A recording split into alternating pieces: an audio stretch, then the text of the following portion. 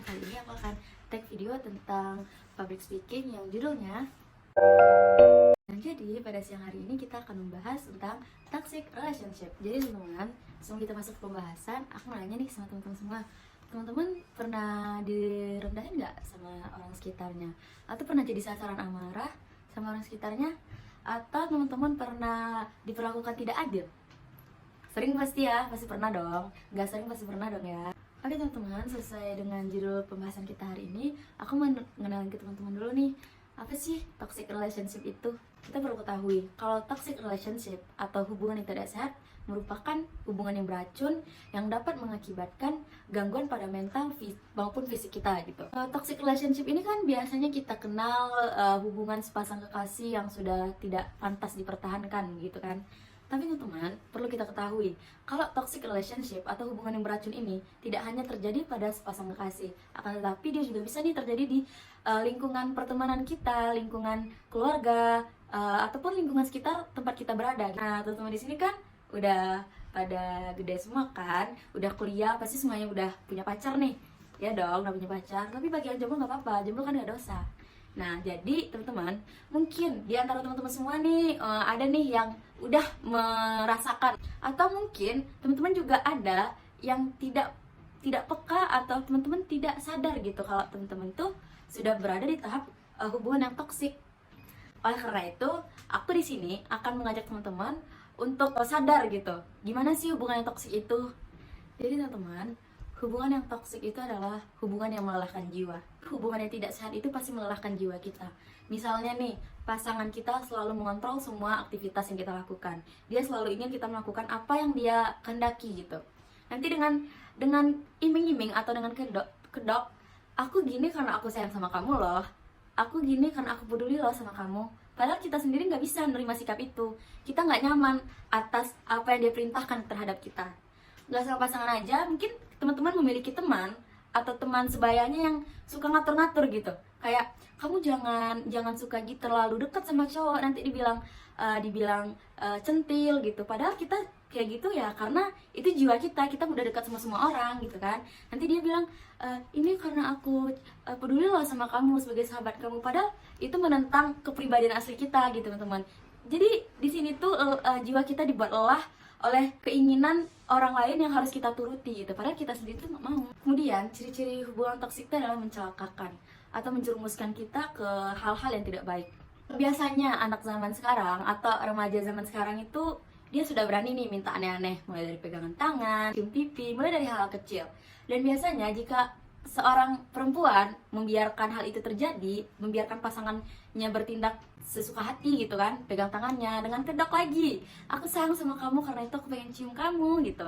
Nah, nanti lama-lama nih bisa minta yang lebih nih teman-teman, biasanya laki-laki nih karena sesuatu gitu kan, atau kucing lah kita kasih satu pasti dia minta lebih gitu ya kan.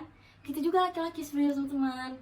Ini mungkin nggak di laki-laki aja sih, perempuan mungkin juga ada yang kayak gitu, tapi mayoritas yang terjadi di zaman sekarang itu adalah ketika perempuan membiarkan hal itu terjadi pada dirinya sendiri, akan menyebabkan dia merasa dia harus mengikuti apa yang pasangannya minta gitu. Sebenarnya nih kita punya rasa takut buat ngasih, tapi kita sayang. Nanti dia ngancem tuh, kamu nggak sayang berarti ya sama aku ya, atau kita putus saja deh.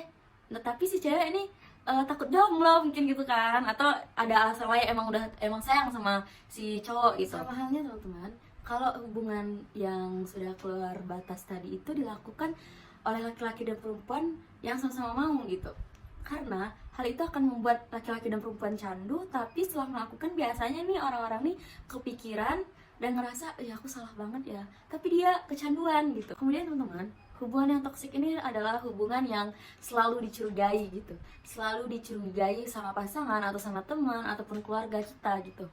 Kalau di pasangan mungkin kita dicurigai, itu kamu deket-deket sama cowok, kamu suka ya, kamu mau ninggalin aku ya, kamu selingkuh ya, atau segala macamnya. Padahal kita cuma sebatas teman sekelas dan kita perlu sama dia mungkin gitu kan. Kalau teman misalnya, kamu mau ninggalin aku ya sama teman baru kamu, itu tuh kayak mereka nggak punya kepercayaan kepada kita, padahal kita udah kenal lama loh sama mereka gitu ya teman-teman. Kalau di keluarga mungkin, kamu ke sekolah ini belajar yang bener apa enggak sih? Kamu beneran kuliah nggak sih ke Padang itu misalnya kan? Kamu nggak pacaran aja kan? ya logikanya aja, aku di sini emang kuliah, mama, papa gitu kan, tapi aku juga butuh main. Karena kalau belajar terus bisa pecah kepala gitu kan. Kemudian teman-teman, hubungan yang toksik itu adalah hubungan yang selalu saling bohong. Baik laki-laki ataupun perempuan, mereka saling menutupi kebohongannya agar kebohongan yang lain tidak terbuka. Kemudian teman-teman, hubungan yang toksik itu adalah hubungan yang sudah melakukan kekerasan fisik antara laki-laki dan perempuan, ataupun keluarga, ataupun pertemanan yang sudah berani dia melakukan kekerasan fisik seperti menampar atau nonjok, itu sudah termasuk ke dalam toxic relationship, yang mana hubungan itu sudah tidak sehat lagi. Masalah diselesaikan bukan lagi dengan kepala dingin, bukan lagi dengan jalan keluar, tapi masalah diselesaikan dengan kekerasan. Jadi teman-teman, kita udah bisa tahu nih kalau hubungan yang toksik itu adalah hubungan yang melelahkan jiwa teman-teman. Hubungan toksik itu adalah hubungan yang menyesatkan, hubungan yang sampai melakukan kekerasan fisik, dan hubungan toksik itu adalah hubungan yang sangat berpengaruh pada mental kita, sangat merusak mental kita. Nah, dari semua ciri-ciri yang udah saya sampaikan tadi, mungkin teman-teman di sini udah pada sadar nih kalau ternyata aku selama ini udah berada di tingkat atau di fase hubungan yang toksik nih gitu. Sebenarnya gini teman-teman, kenapa sih pada hari ini saya nyampein tentang toxic relationship gitu? Karena mahasiswa apalagi pada zaman sekarang itu rata-rata punya pacar semua, dan rata-rata yang saya lihat yang di lingkungan saya juga banyak gitu kan, mereka sudah berada di fase hubungan toksik tapi mereka takut dan mereka tidak tahu caranya buat meninggalkan pasangan gitu. Padahal hubungan atau pertemanan itu menentukan masa depan kita. Kenapa saya bisa bilang kalau pertemanan bisa menentukan masa depan? Itu adalah karena jodoh kita nanti bisa berasal dari pertemanan kita. Jodoh kita nanti bisa berasal dari orang-orang sekitar kita teman-teman.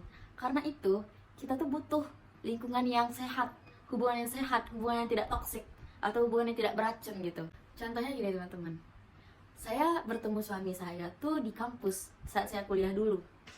Jadi saya menikah sampai sekarang karena saya berada di lingkungan beliau gitu. Nah, dari contoh saya tadi udah terbukti itu sudah menentukan masa depan saya gitu. Lingkungan pertemanan saya ternyata itu menentukan jodoh saya di masa depan. Kemudian pekerjaan kita pun kita direkomendasikan sama teman-teman. Pekerjaan rekomendasi dari teman-teman kita. Kita biasanya tuh kalau udah tamat kuliah kita nanya, bro ada info loker nggak bro? Atau kita buka bisnis pun kita butuh teman juga teman-teman. Kita butuh teman yang mendukung.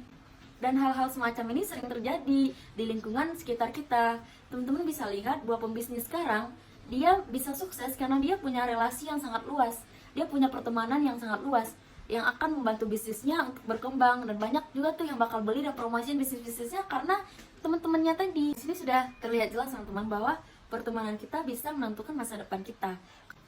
Nah, dari tadi saya udah jelasin nih teman-teman, kalau misalnya pertemanan itu menentukan masa depan kita. Dari semua materi yang udah saya sampaikan tentang toxic relationship atau hubungan yang tidak sehat tadi, teman-teman di sini udah pada sadar nih belum nih kalau dia udah berada di toxic relationship?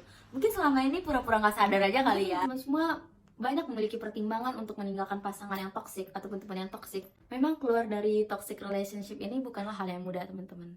Tapi ingat lagi kalau kita harus sayang sama diri kita sendiri dulu teman-teman.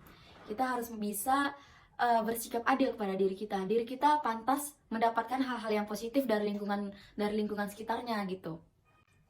Dan saya ingin mengajak teman-teman untuk berani mengambil resiko untuk meninggalkan hal-hal yang akan mengganggu mental dan jiwa teman-teman. Salah satunya itu adalah meninggalkan hubungan yang toksik tadi. Mungkin cara teman-teman buat keluar dari toxic relationship ini memang tidak mudah, tapi teman-teman bisa perlahan-perlahan untuk keluar dan bangkit dari hubungan yang tidak sehat ini. Mulai dari teman-teman cerita sama orang yang teman-teman percaya, atau bahkan teman-teman perlu untuk konsul dulu ke psikolog agar teman-teman tuh mampu dan berani keluar dari hubungan yang tidak sehat ini teman-teman. Oke teman-teman semua, dari tadi saya sudah menyampaikan banyak hal tentang toxic relationship. Karena itu saya ingin mengajak teman-teman untuk bisa berubah jadi lebih baik lagi, dan semoga kita selalu berada di lingkungan yang sehat. Mungkin sekian yang dapat saya sampaikan pada siang hari ini. Semoga kita bisa belajar dari kesalahan-kesalahan yang telah kita perbuat di masa lalu, dan kita bisa jadi lebih baik lagi ke depannya. Sekian dari saya, mohon maaf atas segala kekurangan dan kekeliruan yang saya sampaikan. Saya akhiri dengan Assalamualaikum.